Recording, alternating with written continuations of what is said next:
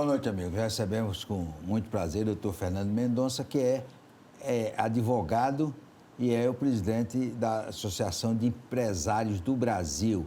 Fernando, o que é essa associação? A Associação de Empresários do Brasil é uma instituição sem fins lucrativos, voltada para defender o empresário, independente de tamanho, independente da dificuldade dele.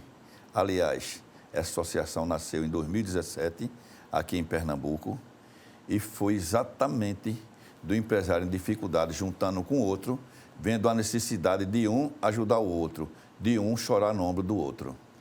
O senhor teve durante muitos anos, tem ainda hoje, ponto de promoção, que chegou a ter quantas lojas? Chegamos a ter quase 35 lojas no varejo, e hoje a única loja que temos é aquela da Viana Leal. Nos custou muito caro, e se você perguntar por que não avançou, é muito difícil hoje o empresário no Brasil que toma dinheiro caro em banco, dele prosseguir. Depois você tem aí o e-commerce, que é a tendência do mundo, compete com você. O e-commerce ele tem muito incentivo fiscal, ele tem um volume de venda muito grande, ele tem os bancos do lado dele e tem a indústria. Você pegar qualquer nota fiscal aí de um grande comprador, de um grande varejista para um pequeno, a diferença não é menos de 15% no preço do custo. E aí o senhor estava contando uma coisa curiosa, que foi comprar um fogão e na fábrica era X e no e-commerce era mais barato. Exatamente. Se minha loja for comprar hoje na indústria um fogão, ou 10, ou 20, ou 30, você compra mais caro do que no e-commerce. Eu comprei o meu fogão há 2 anos atrás no e-commerce e com 2 dias recebi. Quer dizer, se fosse comprar na loja, era muito mais caro. Espaço físico hoje, a loja, o que não é o robô, né, que é a informática, é muito caro, né? E você competir com e-commerce, com os grandes varejistas, está aí uma grande varejista nesse momento, que está em dificuldade, mesmo com e-commerce, mas é um momento em que o governo, o Estado e quem produz, é um momento de refletir para ajudar aqueles que empregam, que geram renda. O Pernambuco é conhecido pela oposição, evidentemente, que é o estado que cobra mais impostos. É verdade isso? Eu acredito que sim, mas não é só Pernambuco. A gente hoje tem um momento muito impróprio, que é um momento de pandemia e de guerra, né? E nem por isso o Estado ele volta um pouco atrás para ajudar os menos favorecidos. Você pode olhar, na sua cadeia produtiva, aqueles que mais cresceram eram aqueles que forneciam para as estatais, eram aqueles que fornecem para o Estado, enquanto o menor, esse é esquecido. O senhor está acompanhando muitas dessas empresas, principalmente a dos menores, quebrando, né? Muito, né? Hoje o empresário sai de casa para trabalhar e mesmo com tudo contra, João, ele ainda gera renda, ele ainda mantém e cria postos de trabalho. Não é fácil. O senhor entende que um dos maiores problemas do Brasil hoje é o desemprego? O desemprego, sim, mas a burocracia, a carga tributária, essa, junto com o dinheiro caro de banco, essa, na minha opinião, é uma guerra. Isso é uma coisa muito difícil. Porque toda empresa está quebrando e tal, mas os bancos cada vez ganhando mais, né? Tá aí, João, você vê empresários grandes, estou falando nem só em pequeno, né? Que a Associação de Empresários do Brasil, ela tem empresário pequeno, tem médio e tem grande. Tem grande que eram pequenos e viraram grande de verdade, com muito orgulho. O estado de Pernambuco é referência disso. Mas aí, nem o banco e nem o governo, João, está olhando para aquele que está precisando, aquele que realmente cria emprego. Você, às vezes, João, é amigo de um empresário e diz assim, olha, emprega o meu filho. De imediato ele emprega, não tem burocracia, não tem entrevista, não tem concurso. Ou seja, o empregador, o empresário, ele dá emprego direto, enquanto o governo burocrático, que é nosso sócio, não nos ajuda. É sócio, é? O governo é um sócio. Majoritário. Majoritário, só que ele é um sócio que só faz vigiar, só faz fiscalizar. Ele não fomenta. Você veja, o governo, não estou falando, eu não tenho partido, eu sou presidente, com muito orgulho, de uma associação, passei tudo que um comerciante, tudo que um empresário passa de alto e baixo, modesta parte eu conheço e tenho propriedade para falar. Esse dinheiro que foi para fora, para os governos de esquerda ou que não seja esquerda, que não pagaram, já pensou se esse dinheiro do BNDES fosse para o pequeno, fomentar o pequeno? Mas o pequeno hoje, quando ele vai para um banco para pegar dinheiro a preço comercial, dinheiro caro a curto prazo. É um suicídio. Porque tem uma história de que o gerente do banco é muito bom quando você está bem e é muito ruim quando você está mal, né? João, uma determinada vez, um gerente de um banco me disse, faça assim, assim, assim, assim, que você não está fazendo correto. E eu digo, vou ver se eu faço o que ele quer fazer. Não fiz, fiz do meu modo. Depois esse rapaz se aposentou, botou a empresa, não demorou 6 meses. Ou seja, você quando está atrás, fomentando, isso eu conversei com a Ana Paula, superintendente do Banco do Brasil, que esteve conosco. E ela é muito esclarecida, uma pessoa que eu gostei muito do que eu vi dela. Se os bancos hoje não olharem com um olhar diferente do pós-pandemia para o empresário, vai ser muito difícil essa nação se recuperar. Porque o empresário é a mola mestre, João. Qual é a diferença antes da pandemia e pós-pandemia? Antes da pandemia, João, ainda tinha consumo. Antes da pandemia, o critério creditício era um. Hoje é outro. O banco quer emprestar hoje com risco zero. E risco zero é impossível.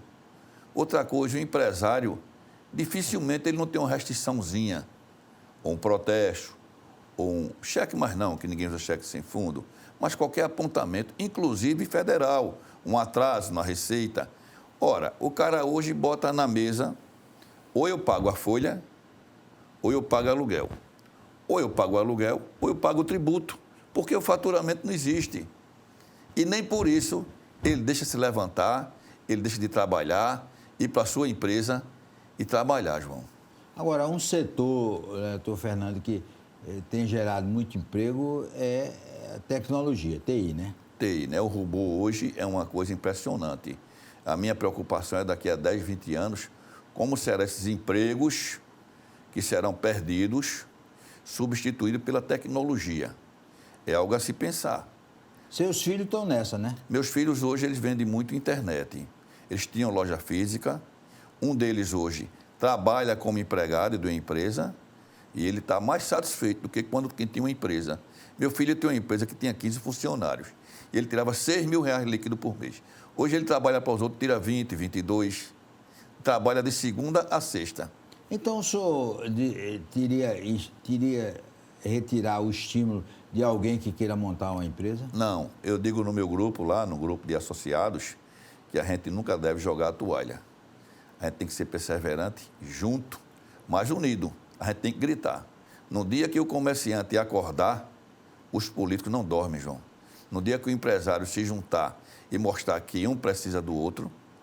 Nenhum político ou tem político que é bom? Tem políticos, né? A gente não pode generalizar, né? Tem pessoas de bem, né? Mas eu acho muito difícil, impossível o cara passar 4 anos como político, talvez 8 se ele se reeleger, e criar regras para o empresário. O cara nunca foi empresário, o cara nunca passou dificuldade, o cara nunca sabe o que é conta, o que é pagar um imposto, o que é comprar, o que é uma duplicata. Como é que ele cria lei? Então, eu acho que é equivocado esse sistema. Porque saiu uma pesquisa nesse final de semana mostrando que só 12% dos brasileiros aprovam o Congresso, né? João, o Congresso é que faz essas leis, né? João, você é um socialista, mas é um empresário também. Socialista? Você é uma pessoa que trabalha não muito sou para o social. Não sou... Daqui a pouco vão dizer que eu sou socialista, desculpa, do PSB. Bom, você é um jornalista social. É, social. Me perdoe, mas o que eu quero dizer é o seguinte, você conhece o que é ser empresário, porque você já vivenciou muita gente. É muito difícil você hoje ser fiscalizado e legislado por quem não entende de lei. E quem está lá no Congresso quer um dinheiro absurdo, é um dinheiro absurdo. Se aquele dinheiro fosse um pouco menor, repito, como o dinheiro que emprestaram lá para fora fomentasse os pequenos, eu não tenho dúvida, João, que se arrecadava mais, que se empregava mais e se gerava mais renda. E a associação não tem contatos com políticos para tentar reverter isso? Sim, a gente foi para a bancada pernambucana e fomos até o Congresso Nacional para poder ter o refis que conseguimos para os menores, né? Chegamos a conversar pessoalmente, a custo próprio, tá certo? Mas nos unimos. Hoje o empresário ele está muito consciente de que precisa estar unido a outro e essa nossa associação é voltada para isso mesmo. A gente não vive só de homenagem, não vive de festa. Nenhuma reunião nossa tem bebida, é uma reunião de trabalho. Minha diretoria que aqui insiste, eu queria dar os parabéns, aproveitar por essa oportunidade, muito obrigado. Mas quero lhe dizer que o empresário ele precisa ser unido e não se ajoelhar para o político. Reunião tudo a seco, né? Só água. Reunião, água e almoço, e cada um paga o seu bolso. Ah, tem almoço, sim, Tem. porque uma reunião sem comida e sem bebida tá ruim, né? Não tem bebida alcoólica. Não tem, mas se pagar, tem, né? A gente vai fazer agora, nessa quarta ou quinta-feira, os 5 anos da EBR. Aí vai ser um jantar para a associação, para os diretores, que muito me ajudou. Sem eles eu não faria nada. São quantos diretores? Hoje são 12. 12. 12. E a associação hoje está ultrapassando a fronteira de Pernambuco, né? Hoje a gente vai ser recebido em São Paulo daqui a 15 dias para instalar lá. Temos também perspectivas desse mês ainda, ou em setembro, abrir em Brasília. E aos poucos nós estamos ganhando o Brasil. Por quê? Porque nós temos propriedade para falar. Nós sabemos o que estamos falando. Eu não estou aqui falando de empresário porque eu escutei, não. Eu sou praticante. Eu vivo isso. Depois do intervalo, nós vamos continuar conversando com o Fernando de Mendonça, que é o presidente da Associação dos Empresários do Brasil.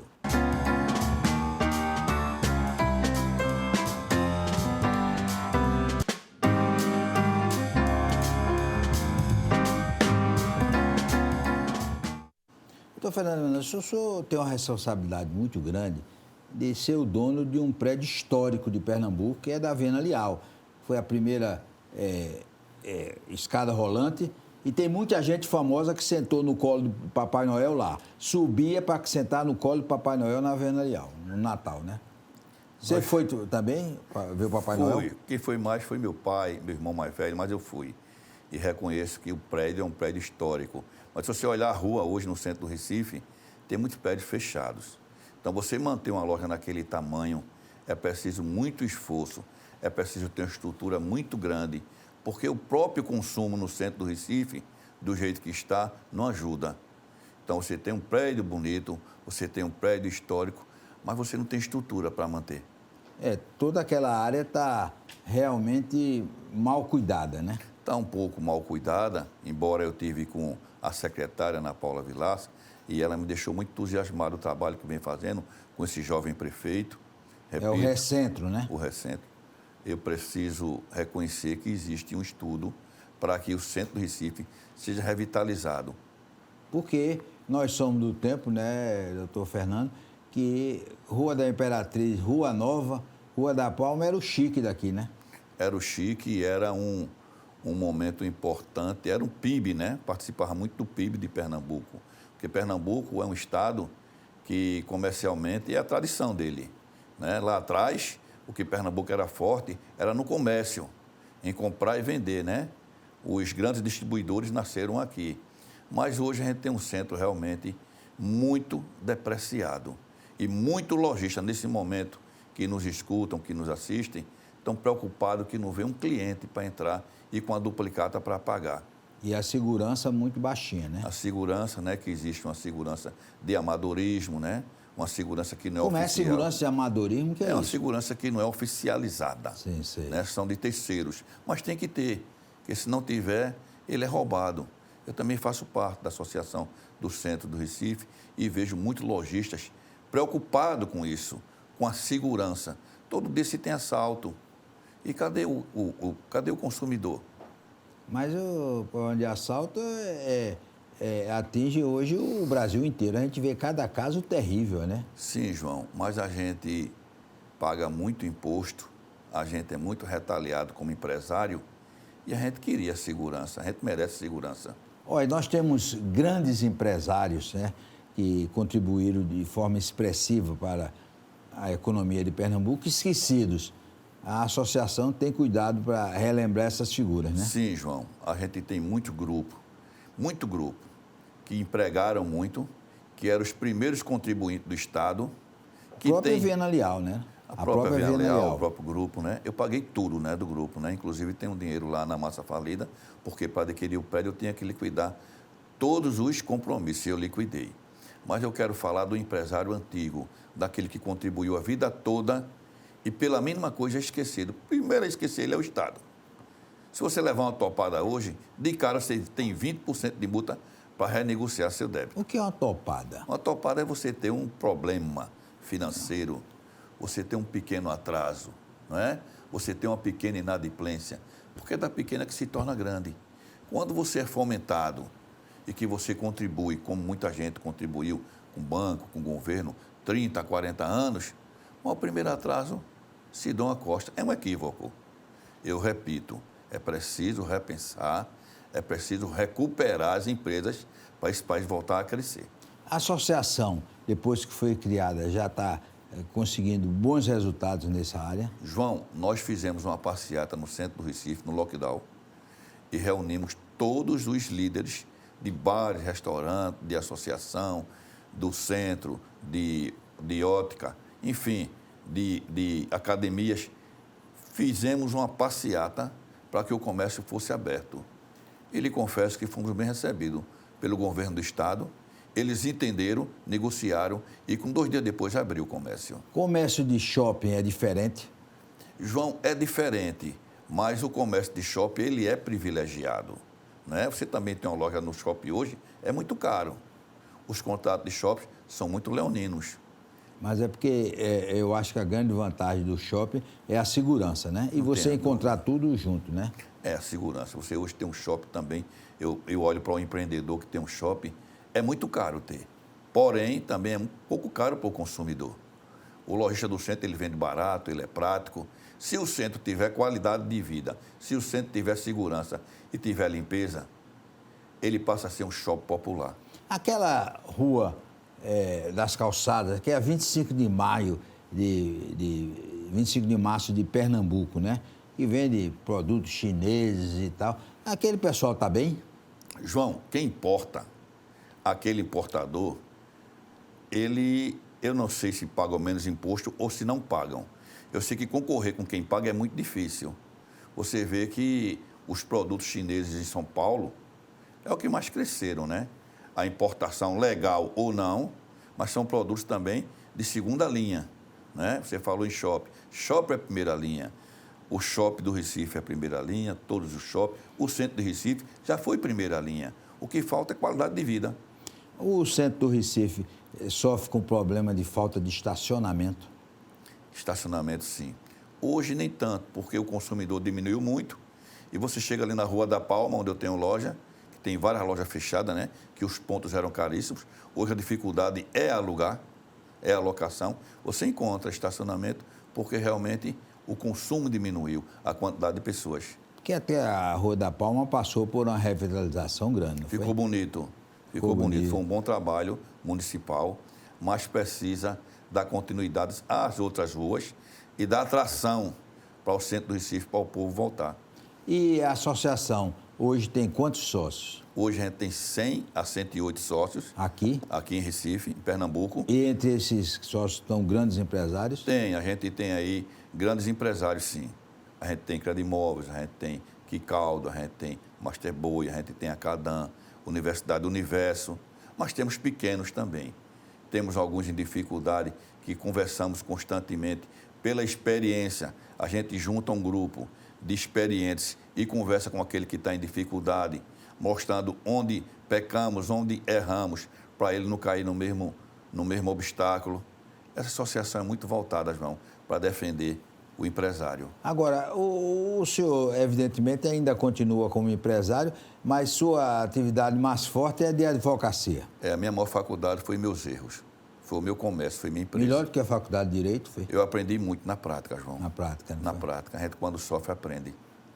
Sim. E aí o senhor está atuando como advogado? Hoje eu me especializei em recuperação judicial, dou consultoria para algumas empresas e defendo só direito empresarial.